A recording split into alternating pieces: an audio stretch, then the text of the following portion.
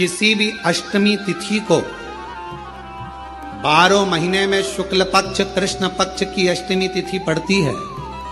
यदि किसी भी अष्टमी तिथि को अगर किसी ने नियम बनाया 5 अष्टमी का, 8 अष्टमी का, 7 अष्टमी का, एक कनेर का पुष्प शिवजी के शिवलिंग को समर्पित करना, अशोक सुंदरी के स्पर्श करना, और जो जलाधारी होती है, जैसे ये शिवलिंग है, ये जलाधारी है, तो पहले शिवलिंग पर स्पर्श, फिर अशोक सुंदरी का स्पर्श, फिर जलाधारी पर कनेर का पुष्प शिव जी की ओर मुख कर कर, अर्थात जैसे मानो ये कनेर का पुष्प है, तो ऐसा शिवलिंग का स्पर्श करते हुए जलाधारी पर जो समर्पित करता है, भगवान शंकर उसके मन की कामना को पूर्ण जरूर करते हैं। एक कनेर का पुष्प।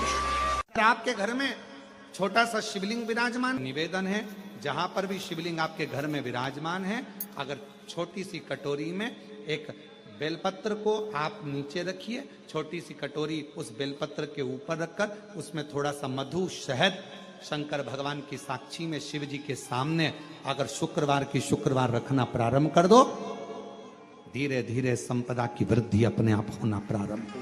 किसी भी अष्टमी पर एक बेलपत्र, 3 शमी पत्र, आप कभी दिल से, कभी मौका मिले हृदय से अशोक सुंदरी वाली जगह का स्पर्श कर कर भगवान शंकर के शिवलिंग पर एक बार समर्पित कर कर देखना, और दूसरे वर्ष इंतजार करना कि तुम अष्टमी के दिन बाबा को शमी पत्र बेलपत्र दिया था, क्या बाबा ने तेरे घर में धन और वैभव दिया कि नहीं दिया। जो स्थिति में गाड़ी चल रही थी वो स्थिति की गाड़ी तेरी पार हुई कि ना।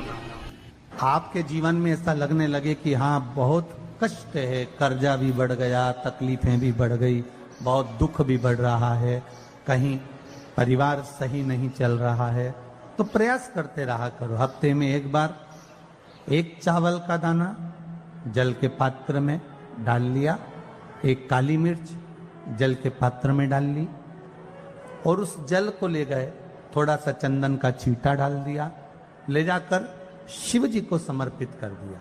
शंकर को जल चढ़ाने के लिए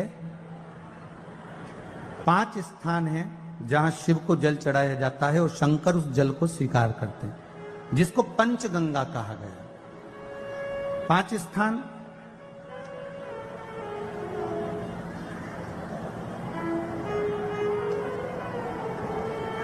अच्छे से समझ लीजिएगा, जब भी शिव मंदिर में जाएं तो ये 5 स्थान शिव को जल चढ़ाने के लिए ये रखा है। शिवलिंग, गोल जलाधारी, ये चरण जहां से पानी नीचे की ओर जाता है। शंकर भगवान के 13 बच्चे हैं, 13 की 13 बच्चे, शिव जी का संपूर्ण परिवार, 33 कोटि देवता, 64 योगनियां, सब शिवलिंग के आसपास में। आप शंकर जी के मंदिर में जाकर ये कभी ना विचार करना कि पार्वती जी को ढूंढना पड़ेगा, या गणेश जी को ढूंढना पड़ेगा, या कार्तिकेय जी को ढूंढना पड़ेगा, या भैरव को ढूंढना पड़ेगा। हमें शंकर के मंदिर में जाकर किसी देवता को ढूंढने की जरूरत नहीं है। जहां शंकर भगवान का शिवलिंग रखा हुआ है वो माता जी का हस्तकमल है, माता पार्वती जी का स्थान है। जहां शिवलिंग रखा है वो शंकर भगवान है। जहां जलाधारी है उस जलाधारी के पास में जहां पानी बहता है बीच में अशोक सुंदरी का स्थान है। जहां से पानी बह रहा है उसका राइट भाग वहां गणेश जी का स्थान है, लेफ्ट भाग कार्तिकेय जी का स्थान है। शंकर भगवान के ऊपर जो जल गिर रहा है वो शंकर भगवान की 5 लड़कियां, जया, विषहरा, शामलीबारी, दौतली, देव, ये शंकर जी की 5 बेटियां ऊपर हैं। जहां से पानी बहकर उस निकासी से, जहां नाली बनी रहती है, पानी जहां से निकलकर बाहर मंदिर के जा रहा है वो 33 कोटि देवताओं का स्थान है। इसलिए सारे मंदिरों की परिक्रमा हो सकती है पर शंकर जी के मंदिर की परिक्रमा नहीं करते, क्योंकि वो जल जो जा रहा है वो 33 कोटि देवताओं का स्थान है, उसको हम लांग नहीं सकते। वो स्थान जल चढ़ाते समय आप इसका स्मरण रखें। पानी का जब पात्र लेकर जाते हैं मंदिर के अंदर, सबसे पहले शिव जी का जो जलाधारी है उसमें राइट भाग पर अपनी मनोकामना कर कर जल चढ़ाएं, फिर लेफ्ट भाग में चढ़ाएं रोग मुक्ति के लिए, अशोक सुंदरी की जगह पर चढ़ाएं, ये तीसरा स्थान। चौथा स्थान माता पार्वती जी का जो कटी भाग है, जहां पर शिवलिंग रखा हुआ है, उस भाग पर जल चढ़ाएं, चौथा भाग। पांचवा भाग शंकर जी के ऊपर चढ़ाएं। ये 5 जगह पर जल क्रम वाइज चढ़ाएं। आप लोग जाते हो डायरेक्ट जाकर शंकर जी पे जल उंडेल करा जाते हो, सीधे गए और शिव जी पे जाकर आपने जल चढ़ा दिया। हमारे यहां शास्त्र कहता है, जैसे अपन देवताओं की पूजन करते हैं तो पंडित जी सबसे पहले पूजन किसकी कराते हैं? जम के बोलो जरा, गणेश जी की।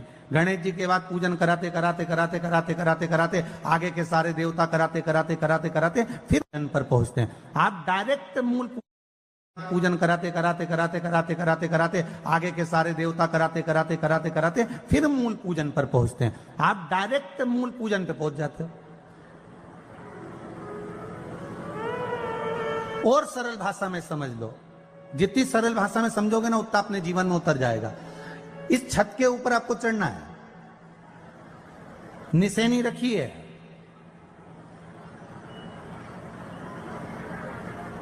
पाए लगे हुए हैं, आप कैसे चढ़ोगे?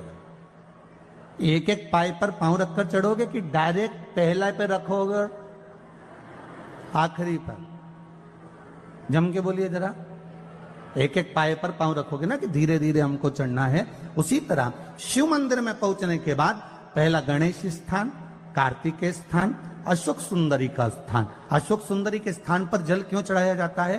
क्योंकि भगवान शंकर की सबसे छोटी लड़की जो है वो अशोक सुंदरी है। और ये जो छोटी लड़की है अशोक सुंदरी, ये नारी को अखंड सौभाग्यता का वर प्रदान करती है। कौन सी नारी को? किस नारी को अखंड सौभाग्यता देती है? तो महाराज शास्त्र कहता है, जिस नारी के भाग्य में लिखा होता है कि इसको वैधव्य होना है, इसके पति को समाप्त होना है, अगर वो नारी अशोक सुंदरी वाली जगह पर जल चढ़ा देती है तो पति पर अगर काल भी मंडरा रहा होता है तो मां अशोक सुंदरी महाकाल से कहकर काल को टाल देती है। वो अशोक सुंदरी का स्थान, वो माता अशोक सुंदरी का स्थान।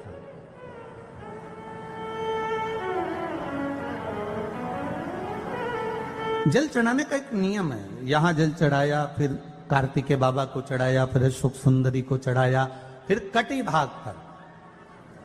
ये कटी भाग बड़ा विशेष भाग है महाराज, बहुत बहुत ध्यान दीजिएगा। जिस पति और पत्नी में विवाद होकर अदालत तक बात पहुंच गई हो और तलाक तक की नौबत आ रही हो,